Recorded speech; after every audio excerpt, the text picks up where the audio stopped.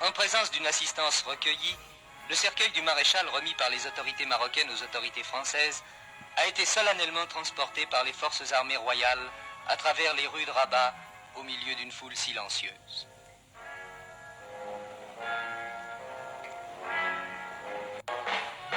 Un train spécial devait conduire le cercueil jusqu'à Casablanca.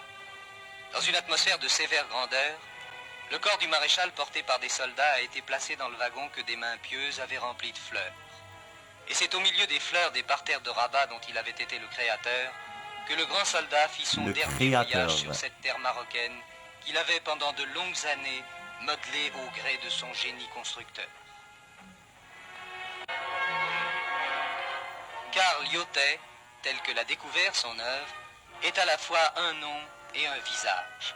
Le nom et le visage de l'homme qui sut donner un avenir moderne à un pays resté en plein XXe siècle au rythme du Moyen-Âge.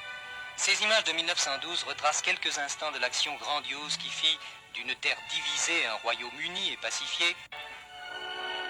C'est ce Lyautey, quittant son linceul de Rabat, ce bâtisseur d'empire comme on le nomma, que le croiseur Colbert ramène en France où il dormira son dernier sommeil. Mais ce linceul qu'il laisse au Maroc n'est pas le haillon que certains ont pu croire.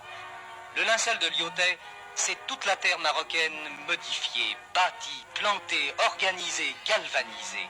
C'est par exemple l'immense déploiement qui s'étend sur un coin de côte où il n'y avait rien et qui se nomme Casablanca.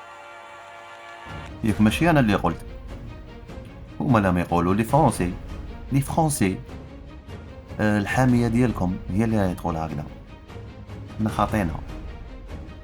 السلام عليكم، تحية الجزائر.